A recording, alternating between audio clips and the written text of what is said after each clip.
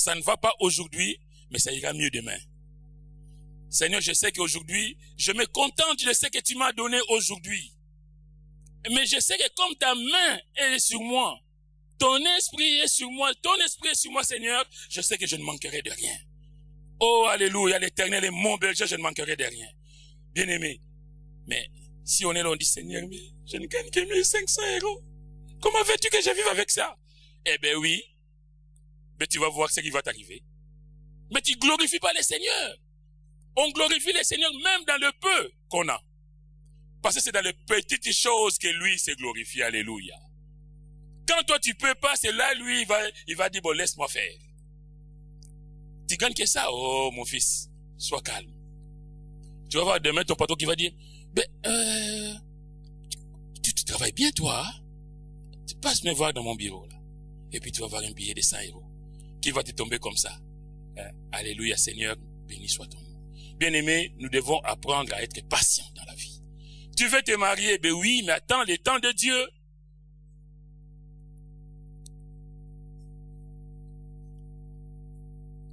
Tu cherches une âme sœur, c'est normal, c'est biblique.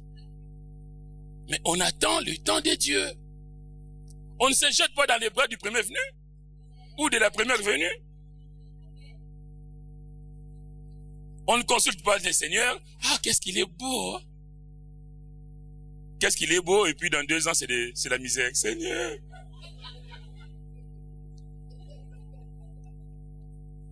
Et là, on n'a que ses yeux pour pleurer, quoi. Et c'est trop tard. Qu'est-ce qu'on a besoin d'être patient? La patience, de souffrir un peu, de dire, Seigneur, je peux attendre 1 an, 2 ans, mais je sais que tu vas me bénir. Je vais attendre le temps que toi, tu as prévu pour moi pour me bénir, parce que tu vas le faire. Il y a des fois, nous sommes pressés, bien-aimés, à recevoir des choses. On est pressé. Sauf pourquoi, vous savez, je vais vous dire pourquoi on est pressé. On est pressé parce qu'on dit, on regarde à soi. On regarde l'âge, ah là là, ben j'ai 40 ans. Oh là là, 40 ans. Oh, j'ai même pas une voiture. À 40 ans, j'ai jamais fait telle chose. Et puis lui, il a 25 ans, il a tout. Mais qu'est-ce que tu as à te comparer à faire des comparaisons de 25 ans, de 40 ans?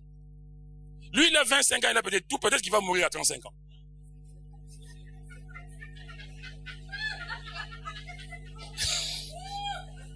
Toi, tu sais pas. Mais oui, mais nul ne maîtrise la vie. Il y a un frère qui a prié tout à l'heure qui a dit, Seigneur, c'est pas toi que nos cœurs battent. C'est Dieu qui donne la vie. Peut-être qu'il m'a rien donné jusqu'à 40 ans, mais peut-être à la 41e année, mais je vais être béni, mais richement béni. Alléluia. On parlait de Caleb. Quand Caleb va démarrer, réclamer sa montagne à 85 ans. Mais alléluia. Il dit, mais Moïse, le serviteur de Dieu a dit que cette montagne-là est à moi et je veux ma montagne. 85 ans. Mais oui. Mais souvent, on est pressé. Ah oui, on regarde, ah moi j'ai 20 ans, j'ai 30 ans, j'ai 40 ans. On regarde à son âge. Mais est-ce que tu connais la durée de ta vie? Je dis pas qu'on va pas demander, mais Dieu nous bénit, mais quand il veut. Je vais aller vite parce que sinon ça... Alors, où va les conduire leur impatience? L'impatience va conduire à parler contre Dieu. Quand on ne veut pas attendre le temps de Dieu, quand on est impatient, on parle contre Dieu. Et là, dans les cas qui nous concernent, ils vont parler contre Dieu et contre Moïse. Ils vont douter de la puissance de Dieu. Ça, c'est terrible. Parce qu'on est impatient, on a l'impression que Dieu n'agit pas. On a l'impression que Dieu n'est pas là. Parce que moi, je veux ça tout de suite. Mais Seigneur, mais j'ai prié hier, mais j'ai aujourd'hui. Mais je pensais que tu allais me répondre tout de suite. Mais sauf que Dieu, lui, prend son temps. Il est le maître des temps et des circonstances. C'est lui qui gère son temps. Et personne ne va l'obliger à faire des choses. Il est Dieu, il est tout puissant. C'est lui qui décide. Il peut te donner, comme je disais tout à l'heure, des choses à 50 ans, à 60 ans. Il est tout puissant, c'est lui qui décide. Le peuple va se retrouver dans les découragements. On se décourage. Parce qu'on a l'impression que Dieu n'agit pas. On a l'impression que Dieu, vraiment, bon Seigneur, j'ai prié, je m'attends à toi et je ne vois pas ta main.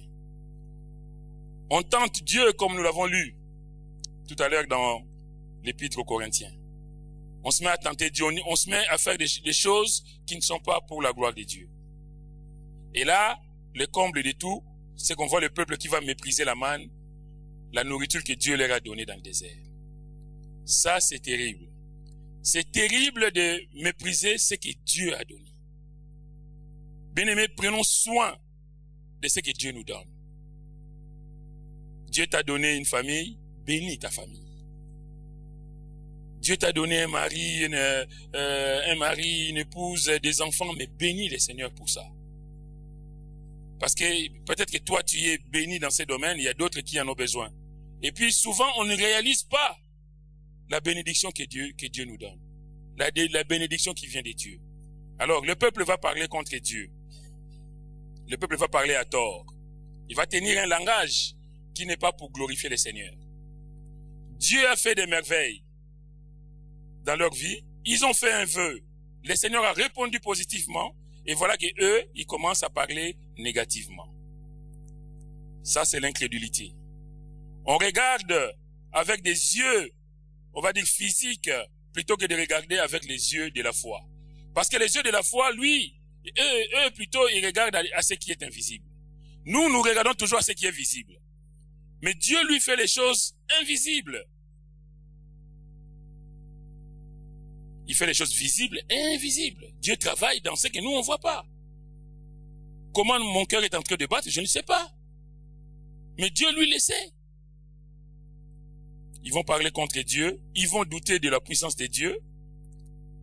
Les doutes produisent aussi l'impatience. Quand on doute, on ne fait pas confiance à Dieu. Cela nous conduit à nous poser des questions dangereuses. Dans la Bible, on voit par exemple, dans le psaume 78, on reprend l'histoire du peuple d'Israël. Il est dit, Dieu pourrait-il dresser une table dans le désert? Le peuple qui pose une question, est-ce que Dieu est capable de dresser une table dans le désert? Mais ça, c'est de la folie. Parce que Dieu peut faire ce qu'il veut. Et partout. La terre lui appartient. Tout lui appartient. Dieu pourrait-il dresser une table dans le désert? Quelle question.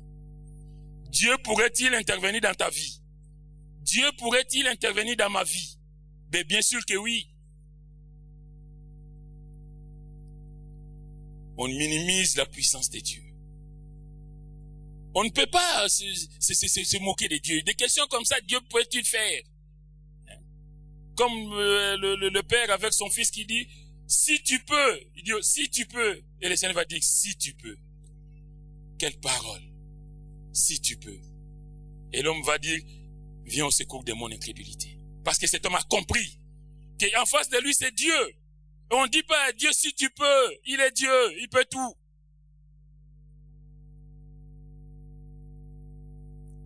Après, c'est le découragement, on se décourage parce que Dieu ne fait rien. Ben pourquoi aller à l'église? Je vais à l'église, je vois, il ne se passe rien. Dieu, les autres sont guéris, moi je vois pas la main de Dieu. Et puis, on est découragé. Bon, je préfère rester dans mon lit.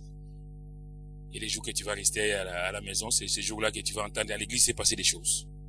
Moi, ça m'est arrivé plusieurs fois.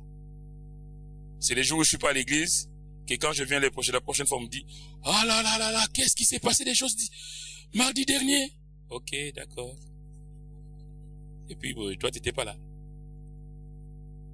Et des fois, quand on habitait à côté, des fois, j'ai rentré du travail, fatigué, il est 20h. J'ai dit, bon, je vais quand même aller à l'église. Non, mais t'es fatigué, Jean, t'as travaillé toute la journée, mais reste à repose-toi. C'est quand même logique. Et puis, non, je me fais violence. Quand je viens à l'église bien-aimée, je peux vous dire que j'ai dit, mais j'allais passer à côté de quelque chose, quoi. Et l'ennemi va te dire, mais reste là où tu es, c'est pas grave. Tu partiras et tu iras la prochaine fois. Et toi, il faut te faire violence, il faut accepter de souffrir pour Dieu, de dire je suis fatigué mais je vais me lever pour aller glorifier le Seigneur avec le peuple de Dieu. Je vais aller à l'église écouter la parole de Dieu parce que la foi vient de ce qu'on entend et ce qu'on entend vient de la parole du Seigneur.